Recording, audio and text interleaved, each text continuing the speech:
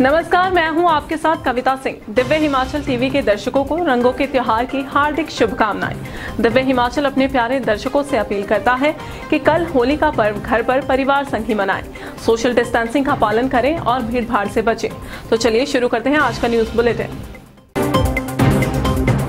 हिमाचल में होली पर दिखा कोरोना का असर, लोगों ने घर पर परिवार संग ही मनाया पर्व। रंगों के पर्व पर बेरंग दिखे बाजार, दुकानदारों में गुलाल पिचकारी ना बिकने का मलाल। हिमाचल में 15 अप्रैल तक पीक पर होगा कोरोना, अब घर पर ही आइसोलेट होंगे मरीज।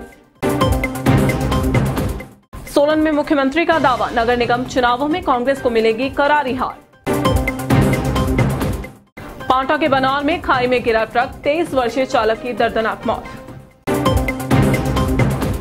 सैकड़ों युवाओं ने दी स्टोर कीपर और डाटा एंट्री ऑपरेटर की लिखित परीक्षा, प्रदेश भर में बनाए गए थे 93 सेंटर। और धूप खिलने से चढ़ने लगा हिमाचल का पारा, कल पहाड़ों पर बारिश और बर्फबारी की चेतावनी। और अब खबरें विस्तार से। हिमाचल में रविवार को रंगों के त्योहार पर कोरोना का खूब असर देखने को मिला। सरकार के आदेशों पर अमल करते हुए लोगों ने परिवार संग ही पर्व का आनंद लिया। देखें ये रिपोर्ट। कोरोना संकट के बीच आए होली उत्सव पर लोगों में खासा उत्साह नजर नहीं आया। सरकार के आदेशों और भीड़ से बचने के लिए लोगों ने घर पर परिवार के सदस्यों को गुलाल लगाकर उत्सव का मजा लिया। हालांकि आधिकारिक तौर पर होली का पर्व सोमवार को मनाया जाना है, लेकिन हिमाचल के अधिकतर क्षेत्रों में एक दिन पहले ही रंगों का पर्व मना लिया गया। इस दौरान लोगों में सामूहिक रूप से कार्यक्रम न होने का मलाल भी दिखा, लेकिन लोग सरकार की तरफ से जारी दिशा निर्देशों का पालन करते हुए नजर आए। उधर मंडी परंपराओं का निर्वहन प्रशासन की देखरेख में किया गया। हर वर्ष मंडी शहर में होली पर राज माधव राय की पालकी निकलती है, जो कि इस बार प्रशासन की मौजूदगी में सूक्ष्म रूप से निकाली गई। वहीं लोगों ने भी पालकी पर गुलाल फेंककर परंपराओं का निर्वहन किया। उधर कोरोना के कारण इस बार पालमपुर का राज्य स्तरीय महोत्सव भी पूरी तरह प्रभावित हुआ है। होली के त्योहार के साथ कालीबाड़ी मंदिर से निकाली जाने वाली मां काली की झांकी का बहुत पुराना संबंध है, इसलिए इस साल सिर्फ घुग्गर से पहले दिन भगवान गणेश की झांकी के साथ मां काली की झांकी निकाली गई। होली पर अच्छे बिजनेस की उम्मीदें लगाए बैठे दुकानदार रविवार को मायूस नजर आए। ग्राहक न आने से बाजारों में महज 30 से 40% ही खरीदारी हो पाई। देखें ये रिपोर्ट। रंगों के पर्व होली को लेकर रविवार को प्रदेश के बाजार ठंडे नजर आए। दुकानदारों को उम्मीद थी कि पर्व मनाने के लिए लोग गुलाल और पिचकारी खरीदेंगे, लेकिन जैसी उम्मीद थी वैसा हुआ नहीं। कम संख्या में ही लोग बाजार पहुंचे, जिस कारण महज 30 से 40% ही खरीदारी हो पाई। व्यापारी परेशान दिखे कि उनकी जो पूंजी रंगों पर लगी है उसकी भरपाई कहां से होगी। सरकार व प्रशासन ने आदेश जारी कर रखे हैं कि सार्वजनिक स्थानों पर होली नहीं खेली जाएगी। ऐसे में जो लोग रंगों की खरीदारी के लिए बाजार आते थे वे बेहद कम संख्या में पहुंचे। उधर हमीरपुर में जिला प्रशासन ने होली पर्व के चलते 2 दिन तक जिला के सभी बाजार बंद रखने के निर्देश जारी किए हैं। इस दौरान मात्र आवश्यक चीजों की दुकानें ही खुली रहेंगी। बावजूद इसके रविवार के दिन कुछ ऐसी दुकानें खुली पाई गयी जो नियमों के विपरीत खोली गई थी। इसी के चलते पुलिस दल ने शहर का दौरा किया और दुकानदारों को हिदायत देकर छोड़ा गया। कोरोना के बढ़ते मामलों ने हिमाचल को एक बार फिर बंदिशों की ओर धकेल दिया है। इसी बीच स्वास्थ्य विभाग ने कहा है कि राज्य में 15 अप्रैल तक कोरोना पीक पर होगा। पेश है ये कोरोना अपडेट। राज्य में पिछले 10 दिन में 2513 संक्रमण के नए मामले सामने आ गए हैं, जबकि 18 लोगों की मौत भी हुई है। अगर लोगों को ऐसा लग रहा है कि कोरोना पीक पर है तो यह उनकी गलतफहमी है, क्योंकि अभी तो यह शुरुआत है और 15 अप्रैल तक यह पीक पर होगा, जिसके बाद मामलों में कमी आना शुरू हो जाएगी। स्वास्थ्य विभाग की माने तो अगर रोजाना इसी तरह संक्रमण के मामले आते रहे तो 15 अप्रैल तक 5000 से ज्यादा एक्टिव मरीज हो जाएंगे। स्वास्थ्य सचिव अमिताभ अवस्थी का कहना है कि राज्य में संक्रमण तेजी से फैल रहा है। लोगों को एहतियात बरतने की जरूरत है, क्योंकि जल्द ही हिमाचल में कोरोना के केस बढ़ेंगे। राज्य में कोरोना से ग्रसित मरीज घर में ही आइसोलेट होंगे। आशा वर्कर, आंगनबाड़ी कार्यकर्ता इनका हाल पूछती रहेंगी। जिला प्रशासन की ओर से भी मरीजों से संपर्क रखा जाएगा ताकि जरूरत पड़ने पर सहायता उपलब्ध करवाई जा सके। नगर निगम चुनावों में नामांकन वापसी के बाद अब आरोप प्रत्यारोपों का दौर भी शुरू हो चुका है। इसी कड़ी में सोलन में मुख्यमंत्री जयराम ठाकुर ने विपक्षी दल पर हमला बोला है। देखें विशेष रिपोर्ट। सोलन में होने वाले नगर निगम चुनावों में कांग्रेस को शायद एक भी सीट नहीं मिलेगी। यह बात मुख्यमंत्री जयराम ठाकुर ने रविवार को सोलन में आयोजित कार्यक्रम में कही। उन्होंने कहा कि जिस हिसाब से आज 170 लोग भाजपा में शामिल हुए हैं, उस हिसाब से कांग्रेस का एक सीट पर कब्जा बना पाना भी मुश्किल लग रहा है। इस दौरान उन्होंने ये भी कहा कि सोलन तेज गति से बढ़ने वाला शहर है, चाहे फिर विकास की बात हो या जनसंख्या के हिसाब से हो, जिसके चलते सोलन को नगर निगम का दर्जा दिया गया है। उन्होंने कहा कि पहले यह कदम क्यों नहीं उठाया गया, इसके बारे में वे कुछ नहीं कह सकते, लेकिन सोलन को नगर निगम बनाना जरूरी था, इसलिए यह फैसला लिया गया।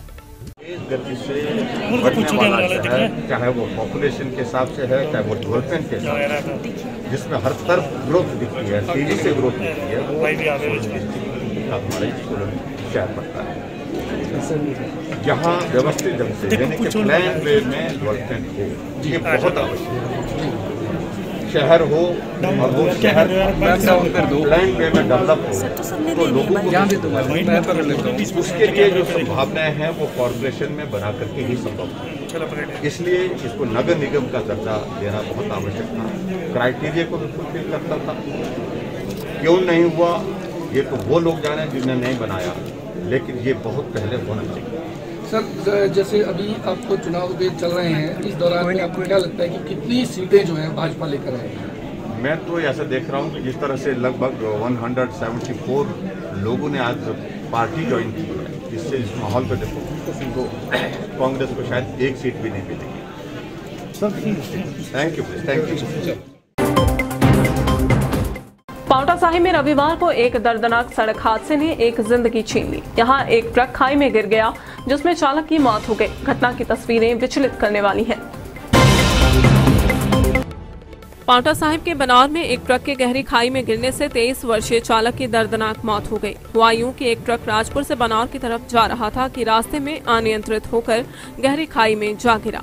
हादसे की आवाज सुनते ही ग्रामीण मौके पर पहुंचे और ट्रक चालक राजेश को गहरी खाई से बाहर निकालकर 108 की सहायता से सिविल अस्पताल पांवटा साहिब ले जाया गया, जहां चिकित्सकों ने उसे मृत घोषित कर दिया। डीएसपी पांवटा वीर बहादुर ने बताया कि एक ट्रक के खाई में गिरने से चालक की मौत हुई है। पुलिस ने मामला दर्ज कर आगे की जांच शुरू कर दी है। सरकाघाट में एक भीषण अग्निकांड में 2 भाइयों की गौशाला राख हो गई। गनीमत ये रही कि कोई जानी नुकसान नहीं हुआ और ग्रामीणों की मुस्तैदी से अंदर बंधे मवेशियों को बचा लिया गया। सरकाघाट की गाहर पंचायत में 2 मंजिला गौशाला आग लगने से राख हो गई। हालांकि समय रहते अंदर बंधे पशुओं को बचा लिया गया, लेकिन गौशाला के मालिकों को काफी नुकसान हुआ है। घटना की पुष्टि पंचायत प्रधान सुशीला देवी ने की है। गौशाला लटूरी राम और ख्याली राम की थी। हालांकि ग्रामीणों ने आग बुझाने का पूरा प्रयास किया, लेकिन वे सफल नहीं हो पाए। आगजनी में गौशाला में रखी लकड़ी, घास और अन्य सामान भी राख हो गया। गौशाला मालिक की माने तो आगजनी में उनको करीब 2 लाख रुपए का नुकसान हुआ है। प्रदेश में रविवार को स्टोर कीपर और डाटा एंट्री ऑपरेटर की लिखित परीक्षा का आयोजन किया गया। सैकड़ों बेरोजगारों ने भाग्य आजमाया। इस दौरान सभी केंद्रों पर कोरोना नियमों का पूरा पालन किया गया। हिमाचल प्रदेश कर्मचारी चयन आयोग हमीरपुर ने रविवार को स्टोर कीपर और डाटा एंट्री ऑपरेटर की लिखित परीक्षा ली। दोनों पोस्ट कोड की लिखित परीक्षा के लिए प्रदेश भर में 93 सेंटर बनाए गए थे। पोस्ट कोड 872 के तहत स्टोर कीपर के 7 पद भरने के लिए 13,585 अभ्यर्थियों को कॉल लेटर जारी किए गए थे और इसके लिए प्रदेश भर में 66 सेंटर बनाए गए थे। परीक्षा सुबह 10 से 12 बजे के सत्र में हुई और हर जगह कोविड नियमों का पालन किया गया। इसी तरह शाम को पोस्ट कोड 868 के तहत डाटा एंट्री ऑपरेटर के एक पद को भरने के लिए 5,209 अभ्यर्थियों को कॉल लेटर जारी हुए थे। यह परीक्षा दोपहर 2 से 4 बजे तक 27 केंद्रों में ली गई। आज मॉर्निंग इवनिंग 2 शिफ्ट हैं। मॉर्निंग में स्टोर कीपर्स के लिए 440 अलॉटेड थी, जिनमें से 212 प्रेजेंट थे और 228 जो थे वो एब्सेंट थे। इवनिंग में डाटा एंट्री ऑपरेटर्स उनके लिए एग्जाम है। 200 टोटल अलॉटेड हैं, 91 प्रेजेंट हैं और 109 एब्सेंट है। कोविड की पूरी पालना जो है वो सख्ती से हम कर रहे हैं। मास्क नहीं हटाया जा रहा है, सैनिटाइजर्स का यूज़ किया जा रहा है। बीच में भी सैनिटाइजर्स जो है वो स्प्रे किया जाता है। तो कोविड को लेके तो काफ़ी सतर्कता बरती जा रही है। धूप खिलने के साथ ही पहाड़ का पारा चढ़ना शुरू हो गया है। ऊना जिला का तापमान सबसे ज्यादा चल रहा है और 34 डिग्री सेल्सियस से तप रहा है। पेश है आज की वेदर रिपोर्ट। हिमाचल में अब धीरे धीरे गर्मी का प्रकोप बढ़ता जा रहा है। मौसम विज्ञान केंद्र शिमला के अनुसार 29 मार्च को मौसम खराब रहेगा।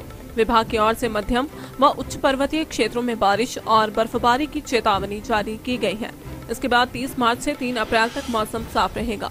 बात अगर रविवार की करें तो अधिकतर क्षेत्रों में मौसम साफ रहने से तापमान में बढ़ोतरी दर्ज की गई। राज्य में ज्यादातर जिलों का तापमान 30 डिग्री सेल्सियस के पास पहुंच गया है। ऐसे में आने वाले दिनों में गर्मी और बढ़ सकती है। और अब चलते चलते कांग्रेस ने 4 दिग्गजों को सौंपा प्रचार का जिम्मा। कौल को मंडी, शांडिल सोलन, बुटेल पालमपुर और सुधीर शर्मा को धर्मशाला की कमान। सोलन कांग्रेस के 3 पदाधिकारियों पर गाज। नगर निगम चुनावों में अपनों के खिलाफ खड़ा होने पर 6 साल के लिए निष्कासित। हरिपुर धार में 660 ग्राम चरस सहित 1 गिरफ्तार। संगड़ाह पुलिस को मिली हफ्ते में दूसरी बड़ी कामयाबी। और हिमाचल में 15 दिन पहले शुरू होगा फायर सीजन। कम बारिश के चलते 1 अप्रैल से वन कर्मियों की छुट्टियां रद्द। दिव्य हिमाचल बुलेटिन में आज के लिए बस इतना ही। और एक बात जरूर,